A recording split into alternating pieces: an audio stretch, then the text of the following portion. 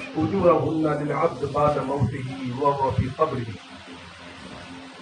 من علم علما أو أجرى نهرا أو حفر بيرا أو غرس نخلا أو بنى مسجدا أو ورث مصحفا أو ترك ولدا صالحا يستغفر له بعد موته أو كما قال رسول الله صلى الله عليه وسلم رب اشرح لي صدري ويسر لي أمري واحلل عقدة من لساني يفقهوا قولي بغداد بلا افراد تشتی ضعیفان شق دارت و پشتی بحق خواجہ عثمانی ہارونی مدد کن یا معینتی چشتی اے اشرف زمانہ زمانی مدد علماء سرہائی رستہ راز کلیدی کرم کشا سرورا شاہ کریمہ دستگیرہ اشرفا حرمت روح پیمبریت نظر کن مصروع ما یا سید اشرف جہانگیر دست من زارون توزیر آئے ہم یہاں کیوں یاد نہیں جانا ہے مگر معلوم نہیں زمانے سفر سب تیار کرو کب ہوگا سفر معلوم نہیں اور ہر طرح سجایا اس گھر کو جس میں رہنا ہے بس 2 دن جس گھر میں ہمیشہ رہنا ہے وہ گھر کیسا ہے معلوم نہیں اور اسی کو بابا فرید گنج رحمۃ اللہ علیہ نے پنجابی بڑی اچھی بات کہی ہے کہ بن گیا کوئی رونق پکیا دی کوئی بن گیا رونق پتیاں دی کوئی شیش محل چھوڑ چلیا کوئی پلیا ناز دے نکرے بھی کوئی گرم ریت کے تھل پلیا کوئی بھول گیا مقصد آون دا کوئی کر کے مقصد حل چلیا غلام فریدہ اس کے سب مسافر رہا کوئی آج چلیا کوئی کل چلیا اٹھ فریدہ جاگ جاڑو دے مسجد تو ستا رب جانتا داڑھی نالی کری پڑی اور اٹھ فریدہ داڑھی آئی تیری بور اگا رہ گیا پیچھا آگا آ گیا نیڑا پیچھا رہ گیا دور اللہ تبارک و تعالیٰ کی شان عظمت ہے ان اللہ و ملائکتہ یصلون علی النبی یا ایھا الذین آمنوا صلوا علیہ وسلموا تسلیما اللهم صل علی سیدنا محمد وعلی آل سیدنا محمد صلاۃ تنجینا بها من جميع الاحوال والآفات وتقضي لنا بها من جميع الحاجات وتطهرنا بها من جميع السيئات وترفعنا بها عندك اعلى الدرجات وتبلغنا بها اقصى الغايات من جميع الخيرات في الحياة وبعد الممات انك على كل شيء قدير. حضرات محترم، میں نے قرآن پاک کی جو آیت پاک تلاوت کرنے کا شرف حاصل کیا. تھوڑی دیر اس پر روشنی ڈالوں گا اور پھر ایک حدیث مصطفیٰ جس کے اندر میرے آقا صلی اللہ تعالیٰ علیہ وسلم نے 7 باتوں کا ذکر فرمایا. 3 باتوں کا ذکر آپ اکثر سنا ہوگا کہ مرنے کے بعد میں 3 باقی رہتے اعمال، لیکن یہ اس آدمی کے لیے جو زندگی میں کرے اور اس کے بعد میں اس کا پھل قیامت تک کھاتا رہے. یہ 7 باتیں ہیں. اس لیے کہ مومن کی زندگی کا آغاز مرنے کے بعد ہوتا ہے. یہ دنیا کو قید خانہ ہے اور دنیا ستر للمومن، کہ دنیا مومن کے لیے قید خانہ. مجھے بتاؤ جیل میں قید خانے میں کوئی آرام سے زندگی گزارتا ہے؟ کتنی آرام دہ جیل ہو لیکن وہ آرام تبھی پائے گا جب اس سے اس کا چھٹکارا ہو. دنیا کی کوئی بھی جیل لے لیجیے آپ، سب آرائش سب آرام سے چیزیں ہوں، لیکن پھر بھی اس کا دل یہ کہے گا کہ میں باہر نکلوں تو مجھے سکون ملے. تو دنیا تو مومن کے لیے قید خانہ ہے. اس لیے فرمایا کہ مومن کے لیے موت ایک تحفہ ہے. غریب نواز رحمۃ اللہ علیہ نے تو بڑی پیاری بات فرمائی. آپ سے پوچھا حضور آپ جا رہے ہیں ہمیں نصیحت تو کیجیے، تو فرمایا موت کو تم کیا سمجھتے ہو؟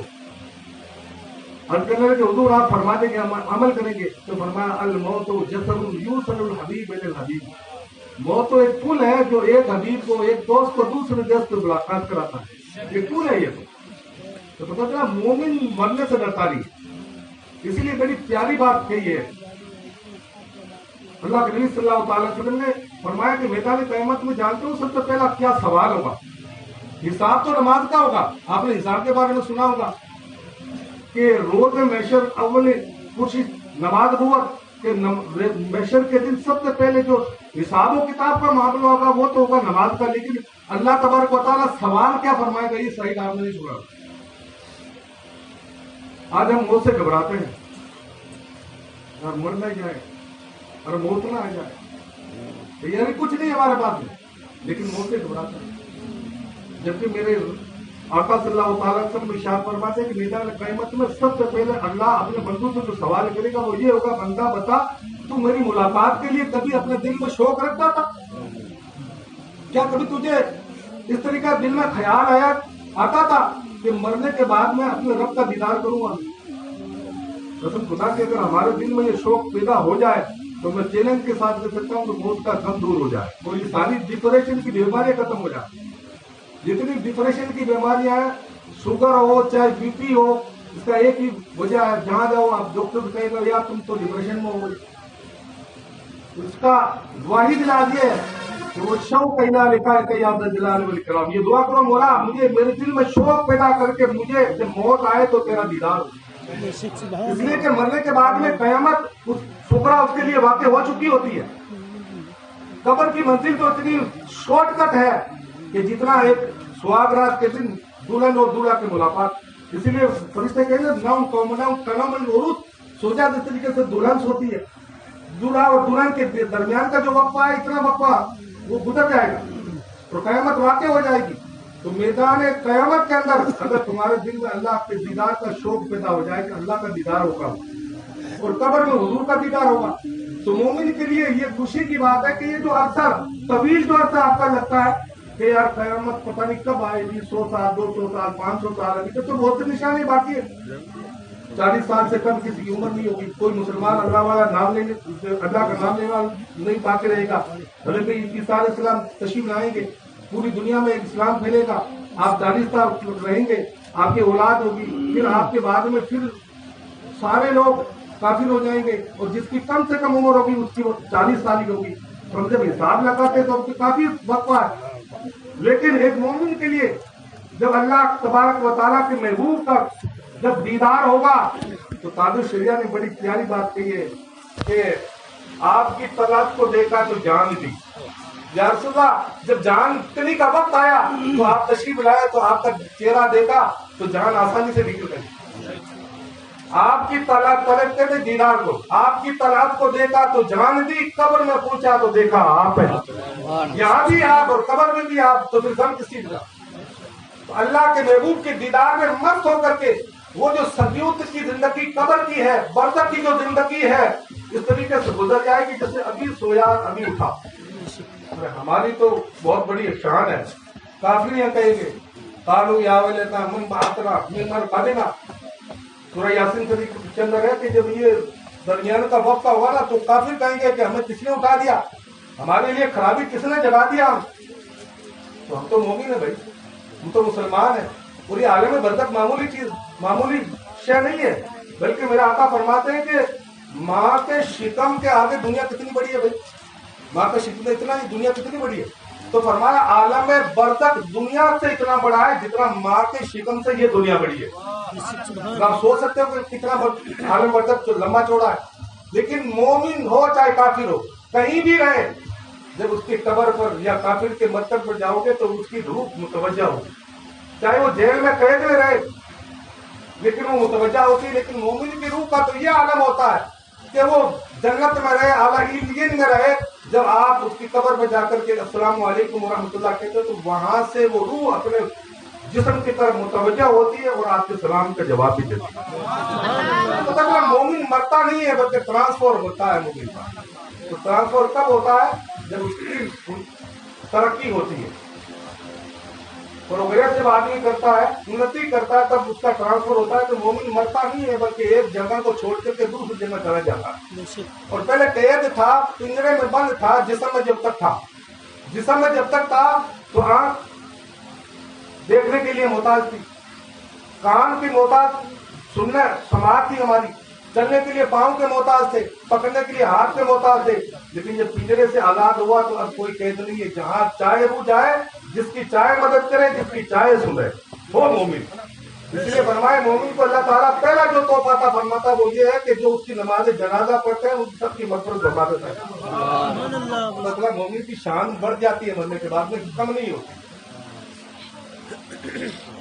بہرحال یہ لمبا موضوع ہے، میں نے جو قرآن پاک کی جو آیت پڑھی اس کے تحت میرے بھائیوں یہ زندگی دنیا کی بہت شارٹ کٹ ہے، چاہے آدمی کتنا بھی جیلے قرآن پاک کی جو آیت پڑھی اس میں رب فرماتا ہے کہ ہم نے تمہاری موت اور زندگی کو فقط اس لیے پیدا فرمایا کہ تمہاری آزمائش ہو، تمہارے امتحان ہو۔ پتہ چلا آزمائش ہماری ہو رہی ہے اور امتحان لے کون رہا ہے؟ دنیا کا آدمی نہیں ہے کوئی، بلکہ خالی نعرہ تکبیر، نعرہ رسالت، نعرہ رسالت، علماء اہل سنت، علماء اہل سنت، حضرت مولانا حنیف صاحب قبلہ، سربراہ اعلیٰ صاحب قبلہ، نعرہ تکبیر، نعرہ رسالت۔ روح پاک کی سیدھے اللہم صلی اللہ علیہ وسلم۔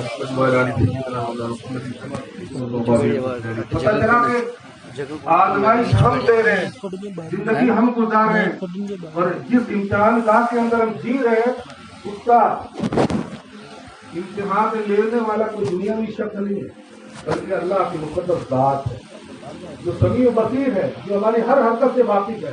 وہ رب جب ہماری آزمائش لے رہا ہے اور ہم آزمائش دے رہے ہیں، کسی دنیا دار کی گھبرانے کی ضرورت نہیں ہے، بلکہ اللہ سے لو لگا لو، تمہاری زندگی جہاں بھی کامیاب ہو وہاں بھی کامیاب۔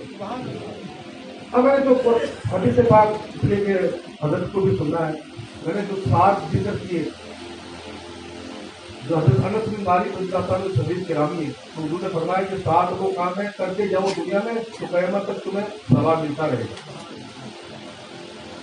اور ایک بات اور بتا دوں اس سے پہلے میں، مومن جب سبحان اللہ الحمدللہ اللہ اکبر زبان سے جب بلند آواز سے کرتا ہے نا، تو یہ سائنس بھی اس کو مانتی ہے، اور اللہ تبارک و تعالیٰ کا فرمان بھی ہے کہ والباقیات الصالحات خیر عند ربک ثواب خیر عملا، کہ جو تم اپنے زبان سے سبحان اللہ اللہ اکبر یہ نعت پڑھتے ہو یا سنتے ہو تو یہ آپ کی آواز ختم نہیں ہوتی، بلکہ یہ ہوا میں مجتمع رہتی ہے، ہوا میں ادھر ادھر دوڑتی رہتی ہے قیامت تک۔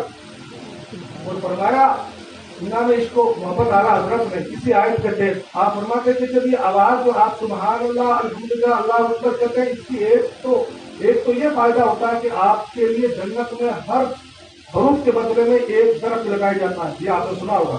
دوسرا فائدہ یہ کہ آپ کے مرنے کے بعد میں آپ کی آواز جو مجتمع رہے گی، فضا میں گونجتی رہے گی، تو آپ کے لیے اثار ثواب بھی ہوتا رہے گا۔ لیکن اس کا اپوزٹ سمجھ لیجیے، نوجوانوں سے کہوں گا جو گانا زور سے سنتے ہیں زور سے بجاتے ہیں وہ بھی یاد رکھیں، یا گالی دیتے ہیں کسی کو، وہ آواز بھی ختم نہیں ہوگی، آپ کے مرنے کے بعد اللہ کی طرف سے آپ پر لعنت بڑھتی ہو۔ اگر آپ نے گانا سنا تو گانا کی آواز جو آپ تیز آواز سے بجاتے ہیں تو گانا کی آواز بھی ختم ہوتی ہوتی، وہ بھی فضا میں گونجتی رہے گی اور آپ پر لعنت بھیجتی رہے گی قیامت تک۔ اس لیے ہمیں اگر سننا ہو تو اللہ اس کے رسول کا کلام سنیں، قرآن پاک سنیں، یا حدیث کے مصطفیٰ صلی اللہ تعالیٰ سماعت کریں، یا نعت سنیں کسی سے۔ اس لیے امام عشق محمد اعلیٰ سے فرماتے ہیں کہ حضور سے اگر چاہتے محبت ہو جائے تو 5 کام کیا کرو، قرآن پڑھو یا درود پڑھو یا نعت سنو یا نعت سنو یا اللہ کی نعمت اور اللہ کی رحمت پر غور و فکر کرو، تو اللہ تعالیٰ تمہارے دل میں حضور کی محبت پیدا فرمائے۔ اب سنیے وہ 7 کام کیا ہے۔ اللہ کے نبی صلی اللہ تعالیٰ سے وہ بھی غور سے سننے کی بات ہے، یہ موسم میں اسی لیے میں نے آپ کو توفیق دے رہا ہوں۔ فرمایا 7 اجورہن للعبد بعد موتہ وہو فی قبرہ، 7 کام ایسے کہ بندہ زندگی میں کر جائے وہ قبر میں سوتا رہے گا اور پیچھے ثواب لکھا جاتا رہے گا۔ پہلا کیا ہے؟ من علم علما، علم حاصل کرنا۔ اور علم بتا دوں علم کون سا علم ہے جو آپ کو حاصل کرنا اور آپ کے لیے ضروری ہے، اس کا ایک مین شارٹ کٹ میں بتا دوں، جو اللہ تعالیٰ نے ہمارے اوپر جو چیزیں فرض کی ہیں ان کا علم سیکھنا بھی ہم پر فرض ہے۔ تو جو واجب ہم پر کی ہے، جو واجبات ہیں ان کا سیکھنا واجب ہے، جو سنت ہم پر عائد کی ہے ان کا سیکھنا سنت ہے، اور جو مستحبات ہیں ان کا سیکھنا مستحب ہے، اور جو مباح چیزیں ان کا مباح صاف بات ہے۔ کیونکہ فرض یہاں تک کہ ایک بزرگ کو فرماتے تھے کہ میں نے کسی اللہ والے سے پوچھا کہ حضور زکوٰۃ کتنے روپے میں فرض ہے؟ تو کہنے لگے بھائی میں غریب آدمی ہوں، مجھ پر زکوٰۃ فرض نہیں ہے، جب زکوٰۃ فرض ہوگی تو میں اس کا علم سیکھ لوں گا۔ پتہ چلا کہ زکوٰۃ کا علم اسی کو سیکھنا چاہیے جس کے پاس پیسے ہوں۔ حج کے اعمال کا حج کس طریقے سے کیا جائے گا، اور کیا کیا احکامات ہیں، جیسے اس کے پاس پیسے آ جائیں تیاری کے لیے مجھے حج کرنا ہے تو اس کا علم بھی سیکھنا آپ پر فرض ہو جاتا ہے۔ نماز اور روزہ حج، نماز روزہ تو سب پر فرض ہے، اس کے اندر تو کوئی غریب مسلم نہیں دیکھا جاتا۔ اس لیے جس طریقے سے نماز کا پڑھنا فرض ہے اسی طریقے سے اس کی پوری مکمل جانکاری حاصل کرنا بھی یہ بھی فرض ہے. تو فرمایا من علم علما، سب سے بہترین جو ذریعہ نجات آپ کے لیے اور ذریعہ صدقہ جاریہ ہے وہ علم نافع ہے کہ آپ علم پڑھو اور دوسروں تک یہ باتیں پہنچاؤ کہ آپ مر جائیں گے لیکن آپ کی یہ پہنچائی ہوئی باتیں یا آپ کی بتائی ہوئی یہ باتیں پر لوگ عمل کریں گے. یہ سلسلہ جاری رہے گا. جو ہمارے حضرات مدرس حضرات مدرسے میں پڑھاتے ہیں یہ اپنے طلبا کو پڑھاتے ہیں، اپنے طلبا کو پڑھاتے رہیں گے. علم کا سلسلہ جاری رہے گا اور آپ کو صدقہ جاریہ ملتا رہے گا. دوسرا فرمایا او اجرا نہرن، یا نہر جاری کر دے. او حفیظ بئرن، ہمارے پاس نہر تو ہے نہیں، سمندر نہیں ہے کہ ہم نہر نکال سکیں، لیکن دو ذکر آیا اس کے اندر پانی کے بارے میں 2 مرتبہ اللہ کے نبی نے فرمایا او اجرا نہرن او حفیظ بئرن، یہ ٹوبیل کھدا دو، کنواں کھدوا دو. پتہ چلا کہ پانی کا اجر بہت زیادہ ہے، اس لیے 2 جگہ اس کا ذکر آیا. اور تیسرے فرمایا، چوتھے فرمایا او غرس نخل، یا زندگی میں کوئی پودا لگا دے.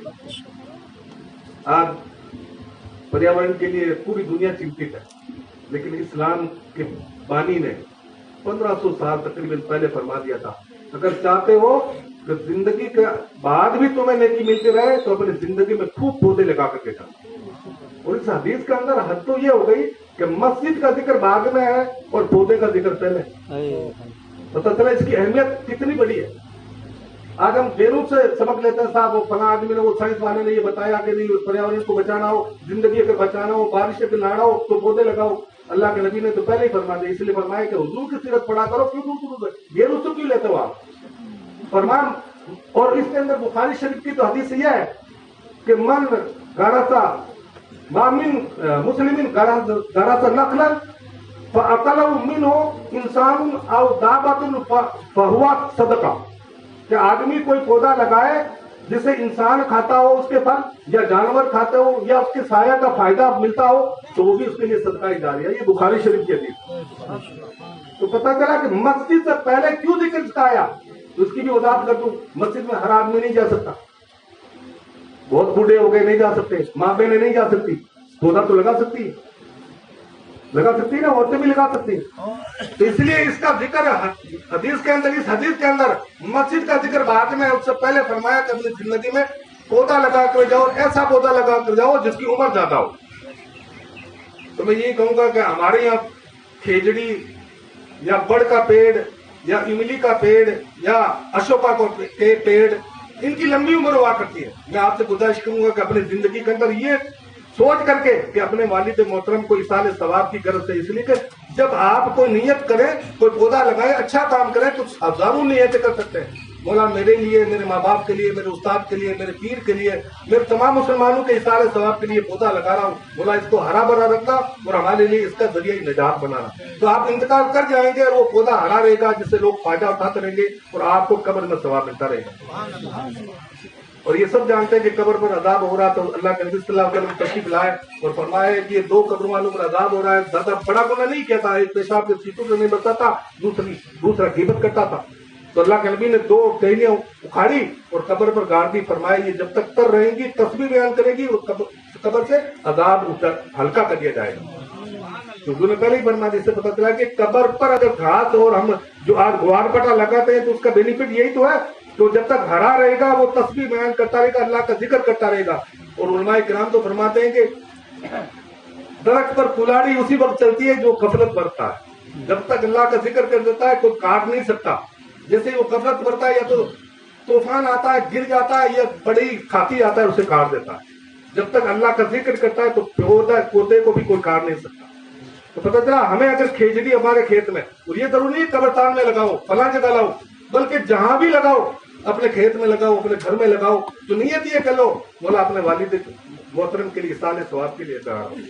تو آپ کے والد کو بھی ایصال ثواب ملے گا، آپ کو بھی. جب تک وہ 100 سال تک اگر پودا زندہ رہا، قائم رہا، دائم رہا. کھیجڑی ہم دیکھ رہے ہیں، ہمارے باپ دادا نے بھی دیکھی اور ہم بھی دیکھ رہے ہیں، 2-3 سال تک ان کی عمر ہوتی ہے. تو کیوں نہ اپنے کھیتوں کے اندر اس موسم کے اندر آپ کھیجڑی لگاؤ اور یہ نیت کر لو کہ مولا میرے مرشد کو، میرے والد کو، میرے والدہ کی ایصال ثواب کے لیے لگا. اس لیے کہ اس کا ذکر آیا ہے 2 مرتبہ حدیث کے اندر، اور مسجد سے پہلے آیا. اب پانچویں جگہ آیا فرمایا او بنا مسجدن، یا کوئی مسجد بنا دے، درخت پہلے اور مسجد بعد میں. اور چھٹے نمبر پہ آیا او ورث مصحفن، یا قرآن پاک جو آپ پڑھتے ہو نا زندگی کے اندر، مرنے کے بعد مسجد میں مت رکھا کرو، اپنے اولاد کو نصیحت کر کے جایا کرو کہ بیٹا جب میں مر جاؤں تو میری وصیت یہ ہے کہ اسی قرآن پاک کو تم بھی پڑھنا. وہ ورثہ مصحفن ذکر آیا کہ وراثت میں قرآن چھوڑ جاؤ. زمین جاتا تو بہت چھوڑ جاتے ہیں، لیکن قرآن پاک کی جب باری آتی ہے تو کہو تو پرانا ہوگا تو مسجد میں رکھ دیجیے، دو کام کو انتقال ہو. ایسا مت کیجیے، بس کہ اس قرآن کو جو آپ کے والد پڑھتے تھے، آپ کی والدہ پڑھتی تھی، اس کو نصیحت کرو کہ بیٹا اسی کو تم تلاوت کرنا. تو فرمایا جب تک تلاوت اسی قرآن پاک کی آپ کی اولاد یا کوئی اور کرتے رہیں گے تو آپ کو سارا ثواب ملتا رہے گا. 7ویں نمبر پر آیا ہے نیک اولاد کا، اس لیے کہ اولاد ضروری نہیں ہے کہ ہمیشہ آپ کے لیے دعا کرے، اس کے ہزاروں کام ہے، سینکڑوں کام ہے، ہزاروں الجھنوں میں الجھا ہوا ہے، پتہ نہیں بعد میں یاد کرے نہ کرے.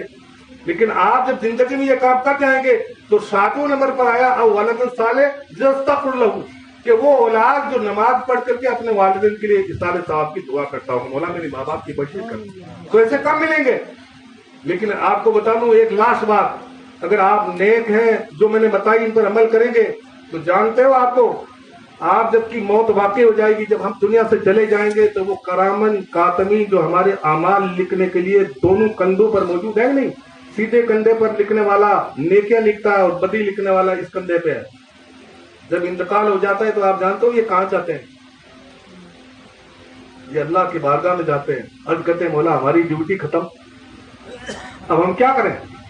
تو اللہ تبارک کو ہمیں آسمان پر کئی جگہ دے تاکہ تیری تصویر بیان کریں. ارشاد ہوتا ہے میرے بندوں میرے فرشتوں یہاں تو کوئی جگہ نہیں ہے، میرے سارے آسمان فرشتوں سے پورے. مولا زمین میں جگہ دیتے، زمین بھی پورا ہے، کوئی ہریالی کوئی درخت کوئی شجر، یہاں تک کہ زمین کا ریزہ ریزہ اللہ کی تصویر بیان کرتا ہے. مولا پھر کہاں جائیں؟ تو رب فرماتا ہے میرے مومن بندے کی قبر کے سرانے کھڑے ہو جاؤ اور وہاں تصویر بیان کرو میری، اور اس کا اصالہ ثواب میرے مومن بندے کو کرتے رہو. پتا چلا اولاد اگر ہمارے لیے اصالہ ثواب نہ بھی کرے، اگر ہمیں ہمارے اعمال اچھے ہیں تو مرنے کے بعد میں وہ فرشتے جو نیکیاں لکھتے تھے وہ ہماری قبروں کے اوپر اللہ تبارک و تعالیٰ انہیں جگہ عطا فرما دے گا، وہاں وہ تسبیح بیان کریں گے اور قبر میں ہمیں ثواب ملتا رہے گا. بہرحال اب ایک شرعی مسئلہ 2 بتا رہا ہوں آپ کو، اس میں بے احتیاطی بہت بڑھتی جاتی ہے. باری شریعت کے حوالے سے میں آپ کو ٹاپک دے رہا ہوں، خاص کر کے عورت کے جنازے کے بارے میں. عورت کے جنازے کے بارے میں مسئلہ یہ ہے، بارش کی 4 جلد کے اندر یہ مسائل ہیں، آپ دیکھ سکتے ہیں. پہلا مسئلہ تو یہ ہے کہ عورت کے قبر کو جب تک دفن نہ کیا جائے، تختے نہ لگا دیا جائے، اس وقت تک باری شریعت کے اندر بھی ہے، فتویٰ رضویہ شریعت کے اندر بھی ہے، قانون شریعت کے اندر بھی ہے. فرمایا اس قبر کو ڈھانکے رکھو. کیا مطلب؟ غیر محرم کی نظر اس قبر کے اندر نہ پڑے، اس لیے کہ اس کا اب گھر ہے وہ. ہمارے یہاں کیا کرتے ہیں، سارے جا کر اکٹھے ہو جاتے ہیں کہ آپن ہی دفن ہونا. دوسرا مسئلہ یہ ہے کہ قبر میں اتارنے والے غیر محرم نہ ہو. وہ لوگ اتاریں جو ان کا بیٹا ہو، اگر لڑکی ہو تو باپ ہو بھائی ہو جس سے شادی نہ ہو سکے، وہ لوگ عورت کے جنازے کو قبر میں اتاریں. اگر وہ نہ ہو تو متقی اور پرہیزگار بزرگ ہو وہ قبر میں اتاریں. اور اس میں حکمت بتاؤں آپ کو، ہمارے یہاں کیا کرتے ہیں، چاہے ہمارا قبرستان ہو 700 بار ہم کہتے ہیں تو وہ نہیں مانتے. جبکہ مسئلہ یہ ہے کہ جب تک تختہ نہ لگ جائے ہمیں دور بیٹھ جانا چاہیے دوسرے لوگوں کو. جتنے قریبی رشتے دار ہیں جن سے ان پر پردہ نہیں ہے، زندگی میں پردہ نہیں کرتی تھی وہ، اتنے تو ہمارے گھروں میں مل جاتے ہیں. کسی کا جنازہ ہو، باپ بھائی ماموں بھتیجا یہ سب مل جاتے ہیں، تو یہ سب مل کر کے اس جنازے کو قبر میں اتارتے ہیں. اس کے بعد میں تختہ لگا دے، تب جا کر کے ہمارا کام ہے، اب جا کر کے اس سے پہلے تو ہمارا کوئی کام نہیں. اور فرمایا جب جنازہ قبر میں رکھ دیا جائے تو کھڑے نہیں ہونے چاہیے بلکہ بیٹھ جانا چاہیے. جب تک قبر میں نہ اتارے جب تک کھڑے رہو. جیسے ہی قبر میں اتار دیا بسم اللہ والا ملت رسول اللہ صلی اللہ علیہ وسلم پیٹ کر کے اور فوراً آپ جا کر کے بیٹھ جاؤ, کھڑے نہیں ضرورت کی ضرورت نہیں ہے. انہی لوگوں کو کھڑا رہنا چاہیے جو اس کے اندر دفنان جو تختہ لگانے میں مشغول ہوں, اس کے علاوہ سب لوگ بیٹھ جاؤ. تو اس میں حکمت کیا بتاؤں آپ کو. ہمارے امام صاحب کہہ رہے تھے, حافظ عبد الغفور صاحب, جب یہ مسئلہ پڑھا نا میں نے ان کو بتایا نا, کہا قاری صاحب بڑی حکمت ہے اس مسئلہ. علی پورہ کی بات ہے, عورت کا جنازہ تھا. جس طریقے سے آج ہم بھیڑ لگاتے تھے اسی طریقے سے بھیڑ جمع تھی. جب اس کو اتار رہے تھے قبر میں, اچانک ہاتھ سے کفن چھوٹ گیا, وہ سطر کھل گیا. مجھے بتاؤ کتنی بڑی حکمت ہے. میں آپ سے گزارش کروں گا, بار بار گزارش کروں گا کہ خدا کے لیے ان دو مسئلوں پر دھیان دیں. جب عورت کا جنازہ ہو تو اس کے قریبی وہ لوگ جن سے عورت پردہ نہیں کرتی, بھائی باپ یا اس کا بھتیجا جن سے پردہ نہیں ہے, وہی لوگ قبرستان کے پاس میں رہے, باقی لوگ سب دور جا کر کے بیٹھے. اس لیے ڈھکنے کی ضرورت نہیں رہے گی. اللہ تعالیٰ نے جو حکمت بتائی نہیں, قبر کو ڈھک دو کپڑے سے, وہ غیر کی نظر نہ پڑے. اس کی وجہ یہ ہے کہ اب وہ عورت کا جو قبرستان ہے عورت کا گھر ہے, اور غیر محرم کی نظر بیت خاتون جنت اور خاتمہ خاتون جنت کسی بھی مومنہ عورت کے گھر پر غیر محرم کی نظر نہیں پڑی. تو قبرستان اس کا گھر. اس لیے آپ سے گزارش کروں گا کہ جب بھی جنازہ ہو عورت کا تو اس میں یہ احتیاطیں برتیں کہ غیر محرم حضرات جتنے بھی ہوں, جب دفن کرنے کے لیے قبر میں اتارا جائے تو اس سے باہر بیٹھ جائیں, اور وہی لوگ آئیں جو اس کے قریبی رشتے دار. یہ آپ سے گزارش ہے. رب تبارک و تعالیٰ کی بارگاہ میں دعا کہ جو کچھ میں نے کہا اس پر مجھے اور ہم سب کو عمل کی توفیق عطا فرمائے, اور اگر کہنے میں لفظ ہوئی تو میں آپ سب کو گواہ بنا کر کے رب کی بارگاہ میں توبہ کرتا ہوں. اللہ تبارک و تعالیٰ ہم سب کی مغفرت فرمائے. استغفر اللہ من کل ذنب و وما علینا الا البلاغ. السلام علیکم ورحمۃ اللہ وبرکاتہ.